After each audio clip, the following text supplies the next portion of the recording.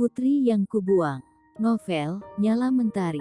Penulis, Mande Hanifah. Episode 19. Di KBMF menuju ending. Yang tidak sabar ayo merapat. Yang menunggu novel cetak bisa menghubungi Mande langsung di inbox ya, kesayangan. Tunggulah di sini sebentar. Pak Saleh tidak menanggapi perkataanku. Ia malah berlalu pergi. Lalu kembali dengan sesuatu di tangannya. Kami juga punya kalung serupa. Ini diambil dari Nyala Mentari yang asli. 10 tahun yang lalu, di samping jasadnya. Pak Saleh melempar kalung yang persis sama dengan yang aku punya ke atas meja. Aku terbelalak tidak percaya. Sepertinya sekarang batu yang sangat besar baru saja menabrak dadaku. Rasanya sangatlah perih. Apakah mereka mengira aku berbohong? Lalu siapa yang dia sebut dengan Nyala Mentari yang asli? Nona, jangan coba-coba menipu kami. Putri kami Nyala Mentari telah ditemukan 10 tahun yang lalu, di Jakarta, Indonesia. Ia sudah berpulang karena demam berdarah. Aku sendiri yang melihat jasadnya. Berpuluh tahun aku membayar orang untuk mencarinya dan kami telah menemukan dia beserta barang-barang bukti. Namun sayang, Allah lebih sayang pada anak itu. Aku gemetar hebat sekarang. Apa yang sebenarnya terjadi? Mengapa mereka menemukan Nyala Mentari yang salah? Katakan siapa yang menyuruhmu melakukan penipuan ini? Pak Saleh marah. Suaranya meninggi. Raut mukanya berubah tiba-tiba. Sedang ibuku tidak berkata apa-apa. Dia terus saja memandang ke arah kalung berliontin kunci. Tangan ia kepalkan kuat-kuat seolah menahan sesuatu yang sedang terjadi di hatinya. Ternyata kami memiliki kebiasaan yang sama. Aku juga kerap melakukan hal yang itu jika sedang dilanda cemas dan dalam keadaan takut. Katakan siapa yang menyuruhmu melakukan ini? Dari mana kau mengetahui tentang istriku yang kehilangan anak dari pernikahannya yang terdahulu? Pak Saleh berteriak lagi. Kali ini jauh lebih kencang dibanding yang sebelumnya. Detik ini pun aku tahu bahwa dia bukan ayahku. Ini pernikahan ibuku yang kedua. Setidaknya begitulah yang tertangkap oleh otakku. Tidak ada yang menyuruh saya. Saya mencari ibu karena keinginan sendiri. Saya tidak berbohong, saya adalah Nyala Mentari. Kalau Bapak tidak percaya, saya bisa memperlihatkan segala sesuatu yang bisa membuktikan bahwa saya adalah Nyala Mentari. Aku segera mengambil sesuatu di dalam tas dengan maksud ingin memperlihatkan kartu tanda pengenal atau kartu lain yang bisa membuktikan padanya bahwa aku memang Nyala Mentari. Tidak usah repot-repot mencari bukti. Semua kartu-kartu itu sangat gampang dibuat. Di mana saja, bahkan kita bisa memperolehnya dengan harga yang murah di pinggir jalan. Tapi saya tidak berbohong. Saya punya orang yang bisa mengkonfirmasi hal ini nanti. Bahwa saya memang ditemukan di mobil itu. Lalu saya diadopsi sebuah keluarga yang saya kira adalah keluarga saya yang asli. Sampai suatu hari saya mengetahui kebenarannya.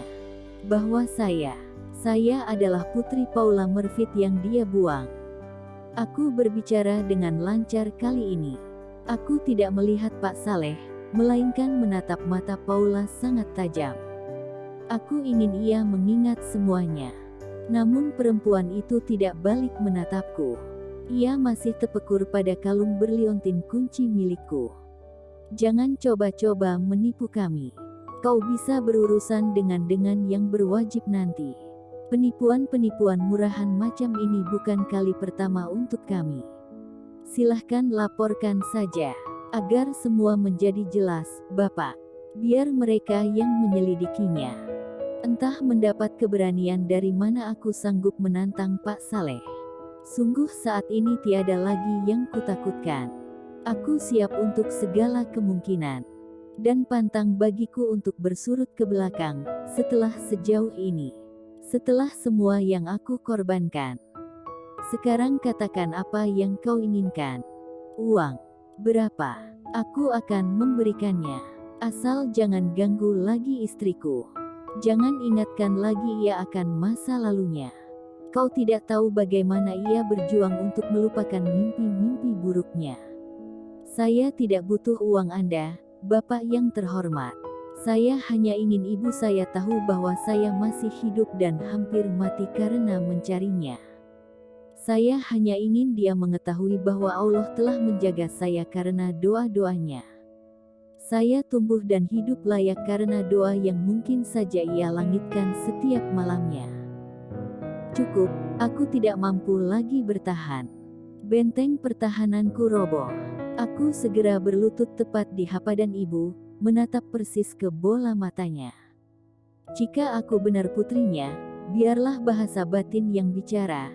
Sepanjang apapun kalimat yang aku keluarkan tidak akan mungkin mengalahkan naluri seorang ibu kepada anaknya. Ibu, tolong tatap mataku sekali saja.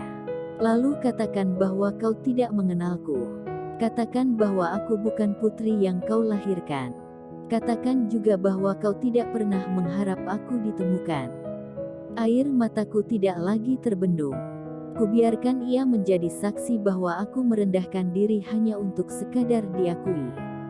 Tidak banyak yang aku inginkan. Cukup dia mengingatku. Aku tidak akan meminta untuk tinggal bersama atau menjadi anggota baru di keluarganya.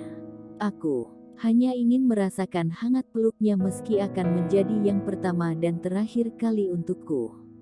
Aku hanya ingin ia mengizinkanku memanggilnya ibu.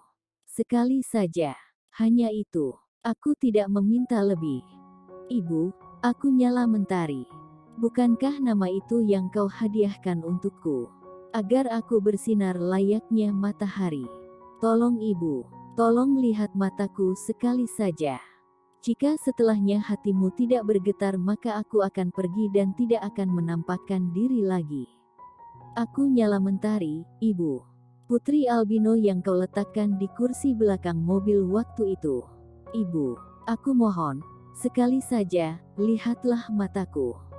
Aku mencoba menggapai kaki ibu. Mataku berembun hingga aku tidak bisa melihat reaksinya dengan jelas. Yang tertangkap mataku hanya tangannya yang tidak berhenti mengusap kedua belah matanya. Apakah ibuku menangis? Ibu, aku mengiba lagi. Tidak kuhiraukan Pak Saleh yang mencoba menarik tanganku. Dia tidak memberiku kesempatan untuk berada sangat dekat dengan ibu. Dia menghalangi ibu untuk melihat mataku. Apa yang dia inginkan sebenarnya? Ibu, sekuat tenaga aku menggapai tangan ibu. Dapat kulihat air mata menggenang di pelupuk mata ibuku. Namun dia tidak melakukan apa-apa. Sudahlah sayang. Jangan sakiti dirimu. Jangan membuat Nyala Mentari tidak tenang di alam sana karena kau meragukannya. Nona ini bukan putrimu. Kau melihat sendiri bukti-bukti yang ada pada anak kita waktu itu, kan? Pak Saleh menarik tanganku sangat kuat. Aku terpaksa berdiri mengikuti kemauannya. Di pergelangan tanganku dapat kulihat jejak memerah bekas cengkeraman tangannya. Sedang ibuku masih terpaku di tempatnya semula. Aku tidak tahu apa yang sedang bermain-main dalam pikirannya. Pergilah, sebelum saya panggil penjaga keamanan komplek dan kau akan mendapat masalah di negara ini. Kau bisa dideportasi karena masalah ini. Aku dan Pak Saleh sudah berada di luar pintu sekarang. Kukemasi diri sebelum bersiap-siap pergi. Dari tempatku berdiri dapat kulihat ibu tengah memilin-milin jemari. Dia mengalihkan pandang ketika aku menatap ke matanya. Pak Saleh sudah menutup pintu dengan keras. Aku merasa tidak ada gunanya lagi bertahan di sini. Ibu seperti lebih percaya pada suaminya bahwa anak yang mereka temukan adalah Nyala Mentari. Dia bahkan tidak mau bersitatap denganku. Aku mengemasi perasaanku yang berantan. Kubujuk hati agar tidak berharap lagi. Sudah cukup rasanya luka-luka yang kurasakan. Aku memilih menyerah saja. Sebelum aku benar-benar sampai pada barisan cemara, telingaku menangkap suara yang tidak lagi asing. Sedikit berteriak ia memanggilku. Ibuku, itu suara ibuku. Nona, tunggu. Ia berseru dari tempatnya berdiri. Pak Saleh juga di sana, masih dengan tatapan tidak suka. Meski ia berusaha memegang bahu ibu tetap melangkah maju. Nona, bolehkah saya melihat kalung itu lebih dekat? Bersambung dulu ya, sahabat Arif Yohamar. Jangan lupa, like, komen dan subscribe channel ini. Matur nuwun.